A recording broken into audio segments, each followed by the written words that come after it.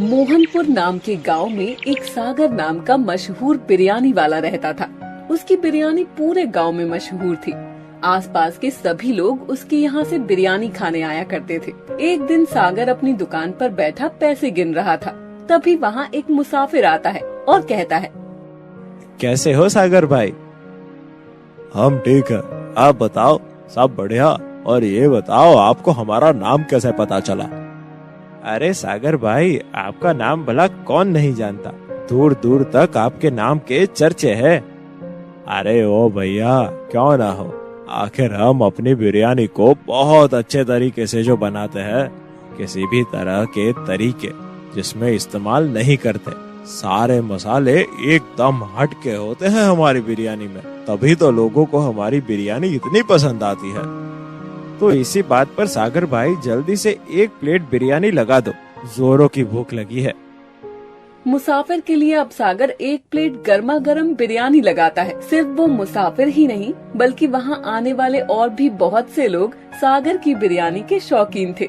दिन भर सागर की बिरयानी की दुकान पर लोगों की भीड़ लगी रहती थी। सागर की बिरयानी की वजह से पूरे गांव में उसके चर्चे थे। लेकिन वही सागर का इकलौता बेटा था जो बहुत ही नालायक और कामचोर था। सागर चाहता था उसके बाद उसका बेटा अरुण ही उसका काम संभाले।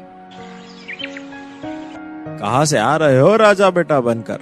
तुझे कोई काम धंधा नहीं है क्या? अरे पापा, मेरे उम्र के लोग तो चिल करते हैं और आप है कि बस ताने देते रहते हो। जब काम की उम्र होगी तो कर लूंगा ना। अच्छा, कौन सी उम्र होगी काम करने की? सोचा था बेटे को स्कूल भेजूंगा तो अच्छा इंसान बनेगा। ये तो टीचर की कुर्सी से उसकी पतलून चिपका कर आ गया। वो तो हमारे बचपन के दिन थे ना पापा। हाई स्कूल में भेजा तो पूरा दिन कंचे खेलता रहता है। हाँ, वो हमारे खेलने के दिन थे पापा। जब कॉलेज में एडमिशन करवाया तो लड़कियां छेड़ने लगा। वो हमारे जवानी के दिन थे पापा। अब इतना पढ़ा लिखा कर रात दिन बिरयानी बेचकर एक नौकरी दिलवाई तो काम पर क्यों नहीं जाता? ये तो बता, अब कौन से दिन है ये तेरे? कह तो ऐसे रहे हो जैसे प्रधानमंत्री की जॉब दिलवा दी हो, एक बावर्ची खाने में भेज दिया हो। दिन रात चूल्हे के पास खड़े रहने से अच्छा है कि मैं कहीं चपरासी की नौकरी कर लूं। कम से कम 4 पैसे आएंगे और मौज में लाइफ तो बीतेगी। इसे समझाने से अच्छा है किसी जानवर को समझाना। वो ना समझने की एक्टिंग तो करेगा। हाँ, तो ये अपनी बिरयानी की दुकान बंद करके आप जू में चले जाओ और वहाँ के जानवरों को ये पाठ पढ़ाओ, ठीक है? इतना कहकर अब अरुण वहाँ से चला जाता है। समय बीतता है, लेकिन कुछ समय बाद सागर एक बीमारी के चलते सागर की मौत हो जाती है, जिसके बाद उसकी बिरयानी की दुकान कल से उसके बेटे अरुण पर आ जाती है। अरुण भी अपने पिता की तरह अपनी दुकान को चलाता है। एक दिन सुबह सुबह अरुण बाजार से चिकन लेने के लिए जाता है और वहाँ बैठे कसाई से कहता है, अरे सुल्तान भैया, कैसे हैं आप? मैं बिल्कुल ठीक हूँ। तुम बताओ अरुण भाई, कैसे हो? आज बड़ी जल्दी आ गए मुर्गी लेने, बात क्या है? कुछ नहीं, आज सोच रहा था जल्दी बिरयानी बनाकर रख लूं। शाम होते होते बिरयानी खत्म हो जाती है, इसीलिए आज जल्दी मुर्गा लेने भी आ गया। हाँ बताओ, कितने मुर्गे चाहिए आपको? रोज जितने लेकर जाता हूँ उसमें 2-3 बढ़ा दीजिए। लगता है अच्छे खासी दुकान चल रही है आपकी। इतना कहकर रब सुल्तान और उनको 10-12 मुर्गे दे देता है। और जब अरुण सुल्तान को पैसे देता है तो सुल्तान अरुण से कहता है, अरे अरुण भाई, ये क्या मजाक कर रहे हो? इतने कम पैसों में 12 अब कहाँ मिलते हैं? अरे सुल्तान भाई, रोज इतने पैसे में तो 12 मुर्गी लेकर ही जाता हूँ। अरुण भाई, शायद आपको बाजार में मुर्गियों के रेट मालूम नहीं है।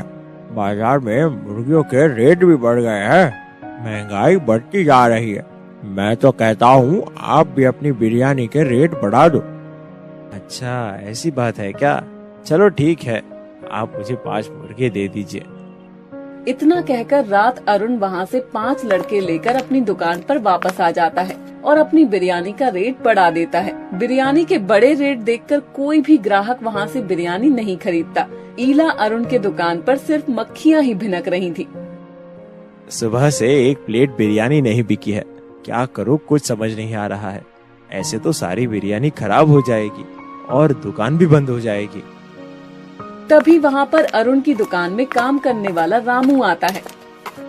अगर बिरयानी को हाथ भी लगाया ना तो तेरी ये मुंडी तोड़ के रख दूंगा, समझा ना तू? जा जाकर साफ सफाई कर।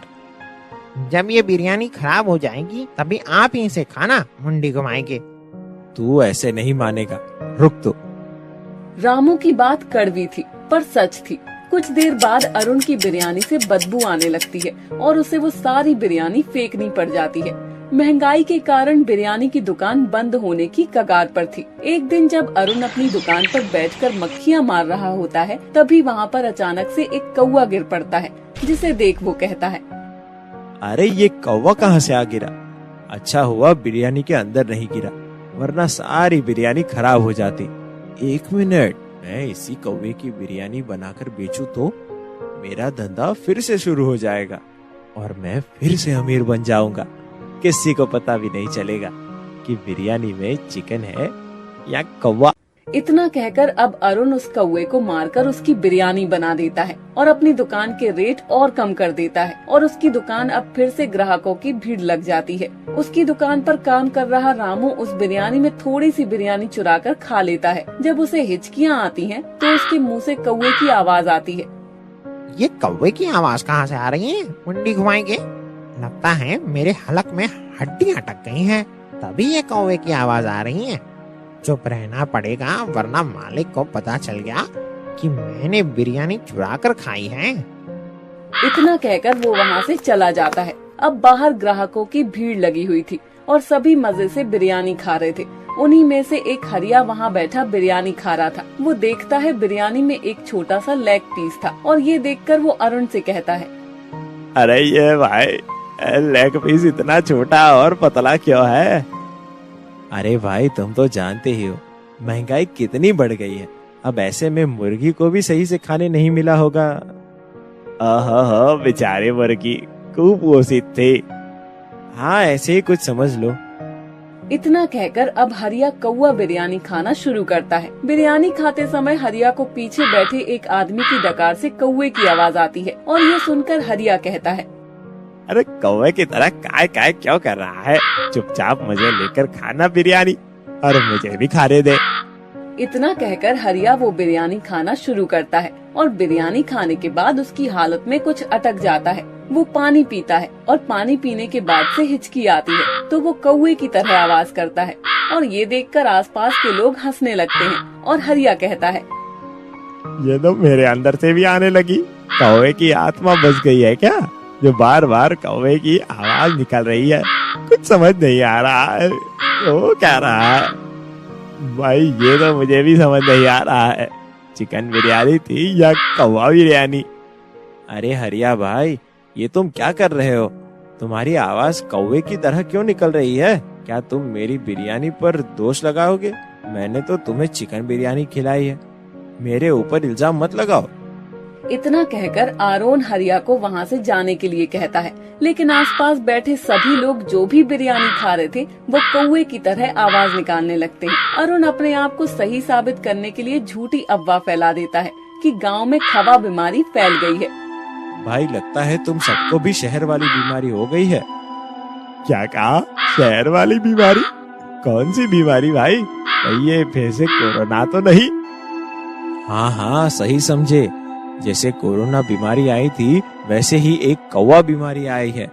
गांव में सुना है शहर वाले जब भी कुछ खाते हैं तो कुछ देर बाद उनके मुंह में से कौवों की आवाज आने लगती है, जैसे अभी तुम्हारे अंदर से निकली है।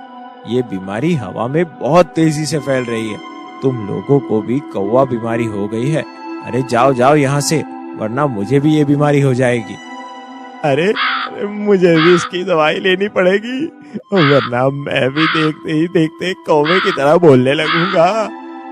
इतना कहकर सभी लोग डॉक्टर के पास भागते हैं। पीछे खड़ा रामू भी मन में सोचता है, लगता है मुझे भी कौवा बीमारी हो गई है, तभी सुबह से मेरे मुंह से भी कौवों की आवाज आ रही है। मुझे भी डॉक्टर के पास जाना पड़ेगा मुंडी घुमाए के। इतना कहकर अरुण के पास आता है और जैसे वो मुंह खोलता है वैसे ही उसके मुंह से कौवे की आवाज निकलती है और ये देखकर अरुण से कहता है, अरे रामू, इसका मतलब तूने भी कौवा बिरयानी खाई है?